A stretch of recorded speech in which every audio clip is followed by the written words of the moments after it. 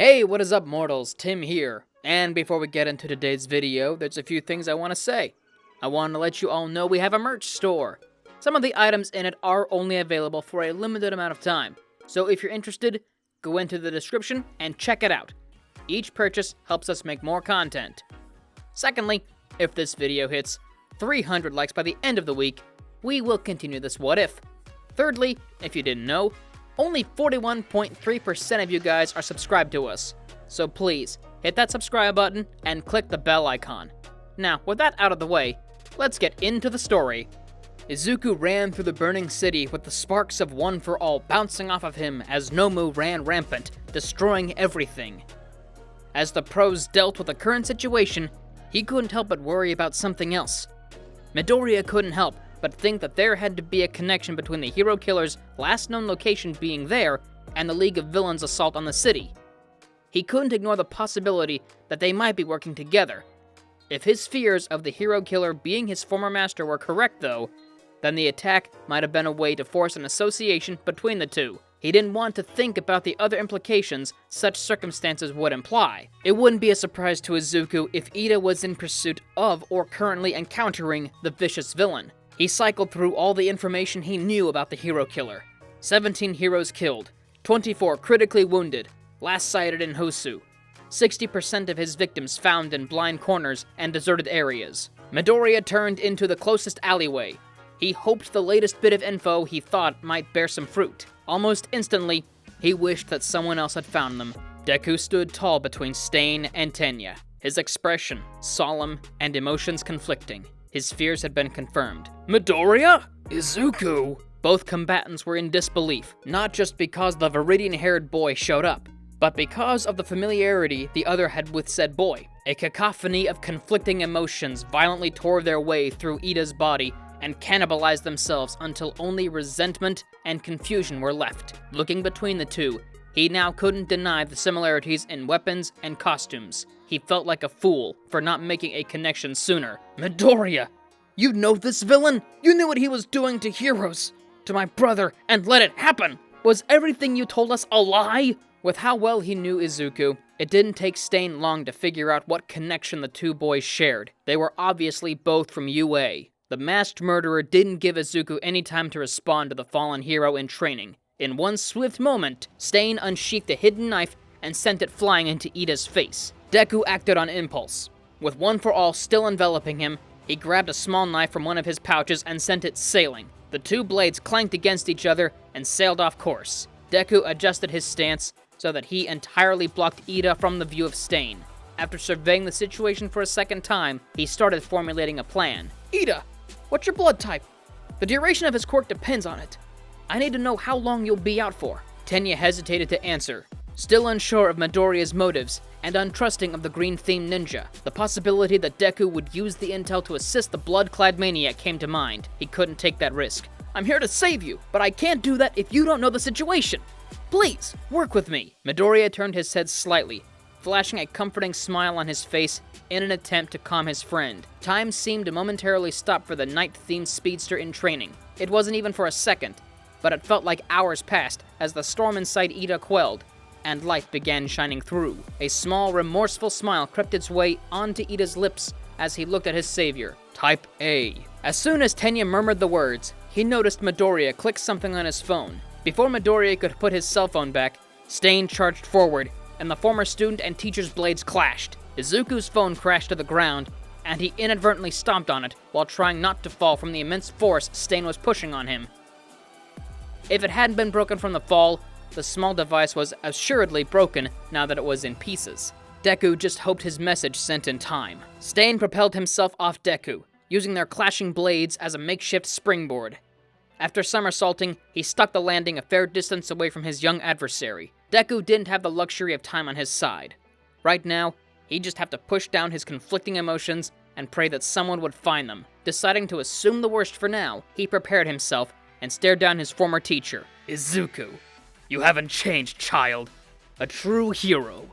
Unfortunately for you, it is my job to kill these two. And if we're forced to fight, then naturally, the weaker of us will be culled. So, what now? As Stain talked, He emitted an aura that Deku had only seen twice. The first time they met, and once during training. It shook him to his core both times, and this time was no different. Stain was out for blood. During their first ever meeting, he'd only experienced it for a split second and chalked it up to his imagination. The second time, however, convinced him otherwise. It didn't stem from anything drastic the second time, just some training that went too far. This time, though, it wasn't training, and there was no way out of it. Deku's heroic nature took over. He stood his ground with a confident, reassuring smile on his face. Figuring he wouldn't be able to catch Stain with his capture knives yet, Deku decided to take out his hunting knife. Deku sprung forth with one for all imbued in his body. Leaping above Stain, he let gravity do its thing and plummeted face first towards the villain. He fended off an onslaught of knives from directly below as he fell towards his target. When the hero in training got close enough, Stain sent an arcing slash at the boy. Deku brought both blades in front of him to meet his former master's sword.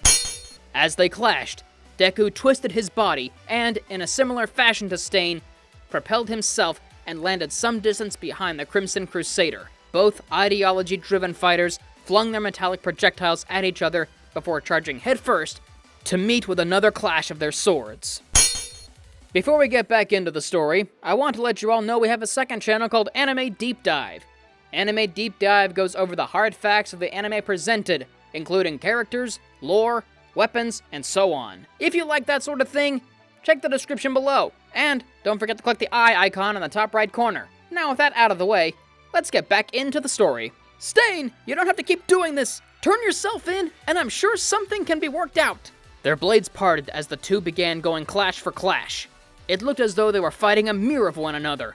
This world has to be purged of fakes, Deku. This plague, killing society, must be eradicated. Deku feigned a slash with his hunting knife, holding his arm in at the last second, and sending a spinning sidekick into Stain's stomach. Stain was sent rocketing back again. There's other ways to do this! Ways where making a mistake like tonight won't lead to irreversible consequences! Stain's eyes narrowed, and his grin fell to a scowl, listening to his former apprentice. What are you getting at, child? Adjusting his stance, Deku put his knife away and readied himself in case he needed to use one of his capture weapons. I've met good people at UA, real heroes that want to help people. They have other reasons for pursuing the heroic career, but above all, they want to save people. Seeing no reason to dignify his failed apprentice's remarks, Stain licked his blade. He was able to draw some blood without notice, and saw no reason to keep holding back against his adversary. Even with Deku having type O blood, it would be enough time to remove the cancer infecting his young apprentice. Stain ignored the young man's pleas, but Ida, on the other hand, listened intently to his friend's passionate speech. You're right, he hasn't been acting like a hero lately. Revenge has been blinding him, but in the short time I've known him, he's been more heroic and selfless than a lot of pros. Those words resonated with Ida. The anguish and guilt he felt for betraying his friend's expectations and then accusing him of being in league with a criminal were immeasurable. If he had the chance, he would make up for it. He couldn't though, it was too late. He was about to be killed for being so unheroic. And dragging his brother's name in the mud, he was no hero. Closing his eyes, he waited for his demise. The next thing he knew, it was freezing cold, and there was a gust of wind. Still unable to move his head, Tenya glanced behind him the best he could. Sure enough, Todoroki had arrived. The three boys had a short exchange with the two on the floor, expressing their surprise at either Todoroki being there or the fact that he was using his left side. As soon as the three had their short reunion and Todoroki was informed of Stain's quirk, the fun began. The heterochromatic boy sent blasts of fire and ice towards Stain. Immediately, he noticed the similarities between Midoriya and Stain's fighting style. While it was something he would have to question his new friend about, he decided to use this to his advantage for now. Almost as soon as they started fighting, a dance, similar to the one he and Midoriya had during the sports festival, began. Stain would pressure Todoroki with a mixture of throwing knives and rushing forth. Todoroki would respond with a thick wall of ice.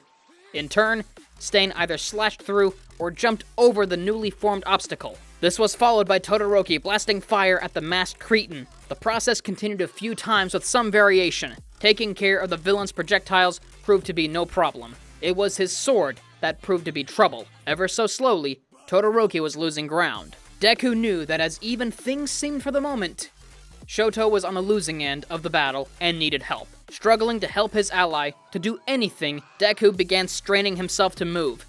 His hand twitched.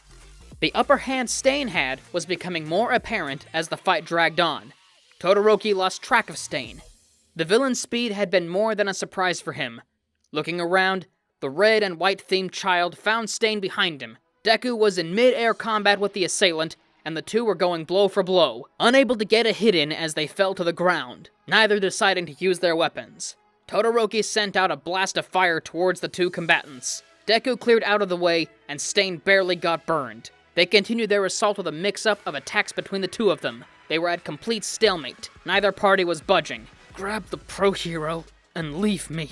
My actions have more than proven how unworthy I am to be called a hero. Ida's voice was weak, and Todoroki almost missed what the young man said. He didn't like what he was hearing from his classmate. Not one bit. If you don't like the type of hero you're becoming now, then figure out who you want to become and never let go of that. The uncharacteristically animated words that Shoto spoke resonated with Tenya. Thinking about it again, him asking them to leave was the coward's way out. Letting himself get killed would only be him running from his mistakes, not fixing them.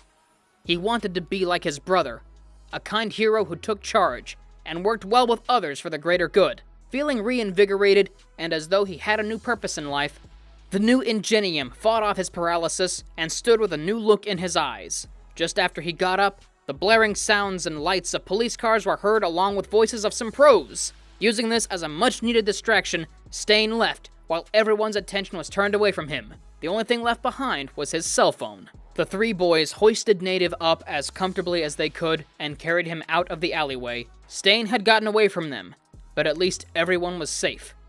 When they got to the street, the trio was met with a couple police cars, Gran Torino, and one of Endeavor's sidekicks. Now in the clear, Tenya profusely apologized to his classmates for what he had done. The two began to comfort him, but it was cut short. A giant, lanky Nomu with wings flew towards them and snatched Deku. As the two pros stood in shock, Ingenium began barking orders at Todoroki. "Todoroki! I need you to create a path of ice going towards that villain, now!" Shoto heard the desperation in his classmate's voice and had an idea of what he meant.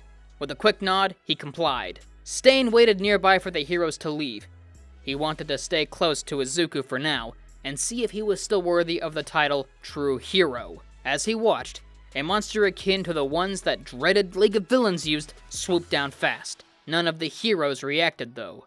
They stayed still. Stain got up to move and save the boy himself, but before he could, he saw something that took him by surprise. The blue-haired boy that had previously been fueled by revenge seemed to be ordering the other child to do something. The other boy, the one with the dual hair colors, created a slide of ice heading towards the winged beast. Stain watched in awe as the child he had previously tried to kill used the ice slide, along with his own quirk, to shoot into the sky and grab Izuku. Just as soon as he got a hold of him, the boy shouted something, and at a near-blinding speed, spun straight up and axe-kicked the creature into the ground while taking the brunt of the fall for Izuku. Stain stared in awe of what happened. Maybe his apprentice had been right in his ramblings. Maybe Stain was oversimplifying things. He walked away from the scene to contemplate his ideology and what he had been doing.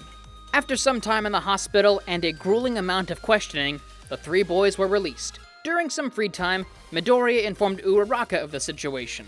They wouldn't end up getting public recognition for what happened, but that was fine with them. Izuku ended up getting asked to stay back for more questions, while the others were released. Thank you all for watching the video to the end. Now, there's a few more things I want to go over before the video ends. On behalf of We the Celestials, I want to thank the writer of this video, as well as the editors of this video. Their details will be in the description below. If you're a voice actor, editor, or writer, or you're interested in becoming one of those, go to the Discord that is in the description below and hit up the head of one of those departments. We're always looking for members to join us. That's it from us for today's video.